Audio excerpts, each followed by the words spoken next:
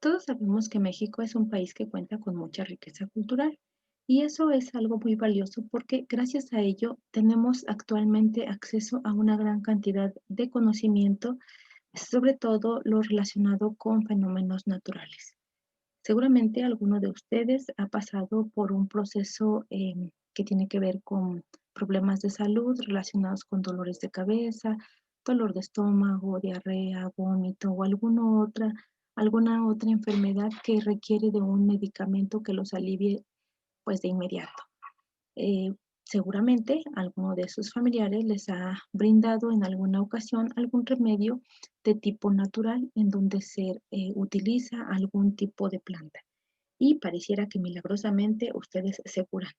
Bueno, pues gracias a que nuestros familiares han recuperado información de nuestros ancestros o de nuestras culturas antiguas, pues actualmente contamos con una vastedad de conocimiento.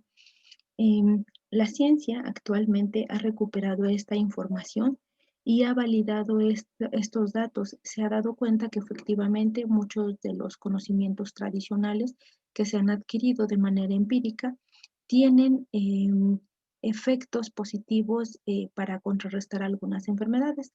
Para poder validar esta información, la ciencia ha utilizado algo que actualmente conocemos como metodología de la investigación.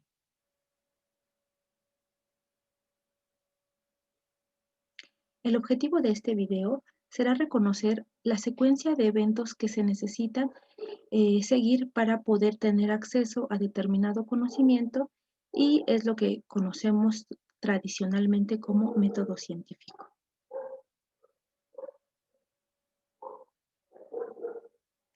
En el siguiente diagrama, lo que podemos observar es una serie de pasos que se siguen para poder utilizar este método científico.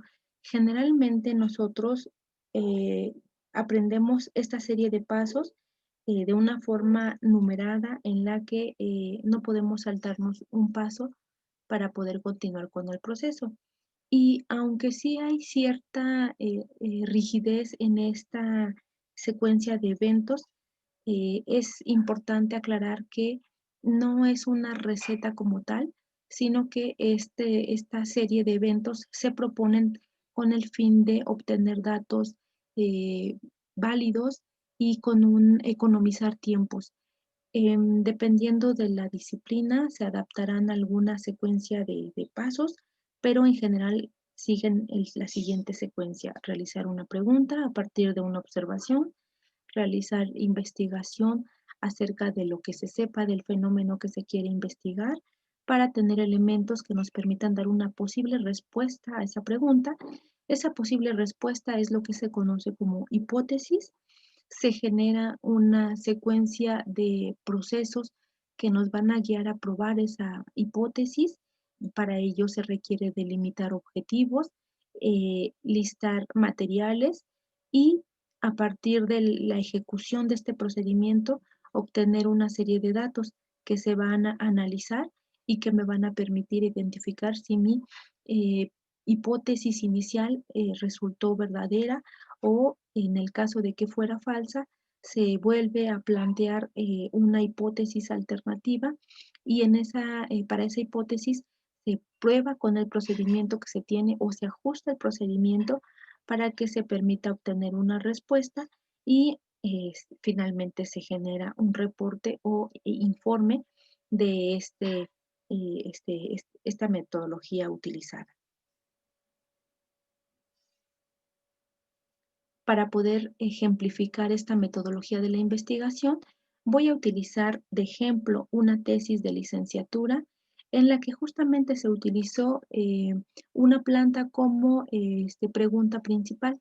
Esta planta se conoce como damiana y su fama reside en que se ha utilizado como estimulante de la conducta sexual, lo que también se conoce como afrodisíaco.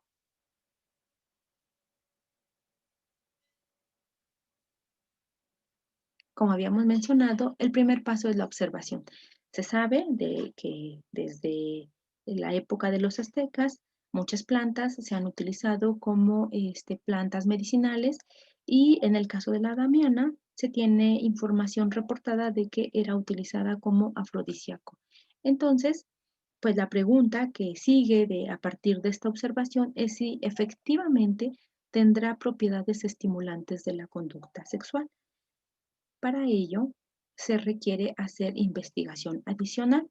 Entonces, se hace una búsqueda exhaustiva de todo lo que existe en torno a esta planta, datos que se colocarían en lo que sería un marco teórico y lo que se investigaría principalmente de esta planta serían sus características, dónde la podemos localizar, en qué época del año se cosecha la planta, qué parte de la planta se utiliza, si son hojas, flores, las raíces, el tallo, si se sabe que hay algún compuesto químico en esa planta y como no todos los experimentos se pueden realizar en la especie humana, previamente se tiene que utilizar modelos conductuales. En este caso, el modelo conductual que utilizaríamos como un instrumento y que nos ayudaría a evitar subjetividades de interpretación de datos sería el modelo conductual de la rata. Entonces, eh, se describe cuáles son los patrones conductuales relativos a la conducta sexual que se tiene de esta especie. Una vez que se tiene este marco teórico, se procede a diseñar una hipótesis, o sea, una respuesta. Una hipótesis se puede construir o se puede redactar de diferentes formas. Cuando se lleva a cabo un procedimiento experimental, generalmente lo que se diseña es una hipótesis en donde se genera una causa y un efecto. En este caso, se utiliza la palabra sí, entonces. En el caso de esta hipótesis, sería si el extracto acuoso de ternera difusa produce el efecto estimulante, que es el que se encuentra reportado, sobre la conducta sexual, entonces observaremos una facilitación de esta conducta sexual en la rata macho que presenta diferentes niveles de desempeño sexual. Es importante delimitar los objetivos porque muchas veces podemos perdernos en el proceso porque no tenemos una meta planteada. Entonces, en este caso, el objetivo va a coincidir prácticamente con lo que sería el título de la investigación, solamente que en este caso lo diferencia en que el objetivo inicia con un verbo. En este caso es explorar si el extracto acuoso de la damiana, conocida como turnera difusa, facilita la conducta sexual de las ratas macho. Es necesario indicar el material que se va a utilizar. Una actividad científica tiene como cualidad que se puede reproducir por cualquier laboratorio que así lo desee, pero para que pueda ser reproducible necesita que la persona que realizó la actividad inicial detalle todos los elementos en los que trabajó. Entonces, necesitamos indicar qué tipo de sujetos utilizamos, el tipo de rata, la edad, el peso, y en este caso, bueno, señalar que utilizamos hembras sexualmente receptivas para que ello no influyera en el desempeño de la rata macho. Señalamos qué fármacos utilizamos, en este caso el extracto de la damiana, las dosis que utilizamos y las soluciones que utilizamos como controles positivos y una solución control en la que no hay efecto alguno. ¿Esto para qué? Para tener parámetros y poder comparar contra la damiana si está teniendo efecto positivo o si no tiene efecto y entonces es neutral. Se diseña el procedimiento que se utiliza y se describe de manera eh, muy específica. En este caso, se señala cómo se obtuvo el extracto. En esta tesis, bueno, viene detallado de manera muy específica para este video. Solamente se recupera lo más general, pero hay un proceso que se llevó a cabo gracias a una química que aportó este extracto. Se utilizan pruebas conductuales, una que tiene que ver propiamente con la conducta sexual, pero también tenemos que tener otra prueba que nos ayude a malinterpretar los resultados. ¿Cómo es esto? Puede suceder que la damiana en general está modificando la conducta, pero la conducta general, conducta motriz de la rata, y no necesariamente la conducta sexual. Entonces necesitamos una prueba que vea su actividad motriz de la rata y me diga si la damiana no me modifica esa actividad motriz. Una vez que se tienen estas dos pruebas, se llevan a cabo pruebas estadísticas que me ayudan a determinar la diferencia que pudiera existir o no al aplicar la damiana.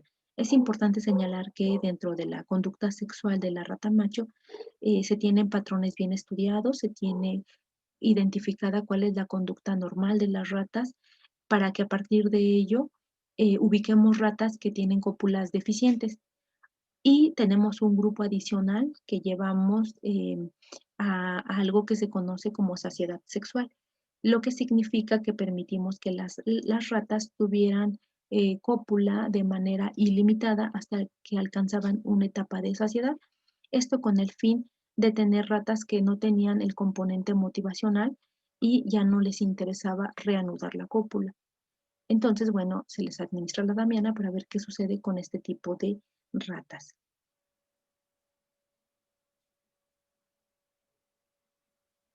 Una vez que aplicamos las pruebas, ya se nos generan una cantidad eh, grande de datos que se tienen que agrupar en forma de gráficas y que nos permite comparar entre los diferentes grupos utilizados.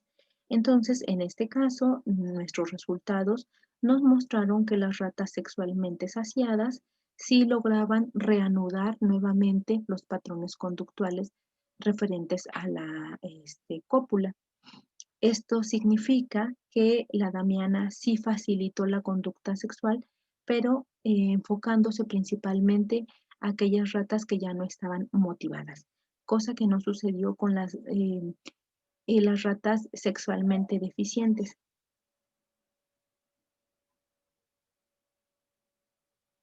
Una vez que se tiene analizado todos los datos, se pueden ya generar conclusiones.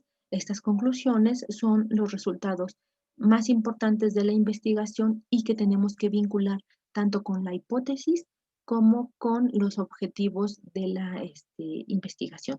Entonces, en este caso, el extracto de acuoso de turnera difusa sí facilitó la conducta sexual masculina, no de todas, se enfocó principalmente en las ratas que estaban sexualmente saciadas y eso nos da la idea de que el efecto de esta planta parece estar mediado por cambios en componentes motivacionales.